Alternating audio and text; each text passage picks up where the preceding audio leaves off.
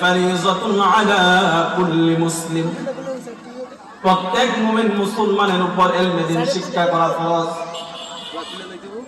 প্রত্যেকটা মুমিনের উপর ফরজ। কিন্তু আফসোস এবং পরিতাপের বিষয়, এমন এক ফিতনার যুগে আমরা আমাদের অধিকাংশ সন্তানেরা এখন পর্যন্ত আমরা জরিপ করে দেখেছি এখনো প্রায় 80% ছাত্র আছে আমাদের ইলমে দ্বীন শিক্ষার বাহিরে, যারা ইলম সম্পর্কে কোনো জ্ঞান নেই। এই জন্য দেখবেন এই যে এখন নির্বাচন চলতেছে, আমাদের অনেক নেতারা বিভিন্ন সময় ভাষণ দেয়, মাশাআল্লাহ ওনারা সুন্দর সুন্দর কথা বলেন, কথাগুলি ওনারা সুন্দরই বলেন, উন্নয়নের জোয়ারের কথা বলেন, শুনতে ভালোই লাগে। কিন্তু আমার একটা জায়গায় খুব কষ্ট লাগে।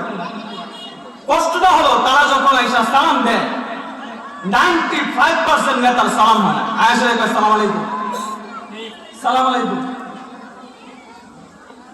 আবার আয়েশা বলে আউযু বিল্লাহি মিনাশ শাইতানির রাজিম, বিসমিল্লাহির রহমানির নাউযু বিল্লাহি ওয়া যালিক, আউযু বিল্লাহ বিসমিল্লাহ। এটা লজ্জা করে যেতে হয়, যেহেতু বড় একজন মানুষ অথচ সে আউযু বিল্লাহ বিসমিল্লাহ বলতে পারে না, করবে কিভাবে?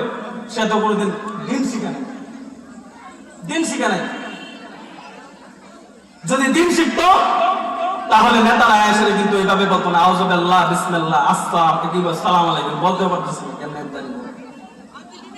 আল্লাহ তাআলা সমস্ত নেতাদেরকে সালাম এবং আউযু বিল্লাহ বিসমিল্লাহ সুন্দরভাবে সহিভাবে বলার তৌফিক দান করুন, বলুন আমিন।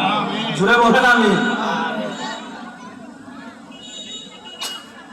আফগানিস্তানের বিখ্যাত একজন দায়ী ছিলেন এবং বাদশা ছিলেন হযরত মাওলানা সুলতান মাহমুদ গজনবী রাহমাতুল্লাহি আলাইহি, আফগানিস্তানের বাদশা, যার ব্যাপারে অনেক বড় বড় ওয়াকিয়া আসছে, ঘটনা আসছে, অনেক বড় মাপের একজন আল্লাহর ওলি ছিলেন।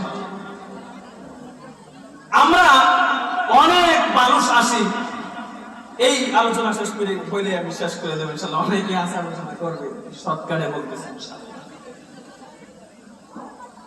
সুলতান মাহমুদ গজনবী রাহমাতুল্লাহি আলাইহি আফগানিস্তানের প্রেসিডেন্ট ছিলেন, অনেক বড় বাদশা ছিলেন। আমাদের মধ্যে অনেক মানুষ আছে মাদ্রাসা ছাত্র দেখলেই তারা মনে করে যেগুলা ফকির মিসকিন এতিম মিসকিন, অনেক মানুষ এটাই ধারণা, যেখানে যারা পড়াশোনা করে এগুলা এই গরিবের ফুলাফান এতিম মিসকিন। অনেকেই যখন এই কথা বলে আমি এটা চিন্তা করলাম,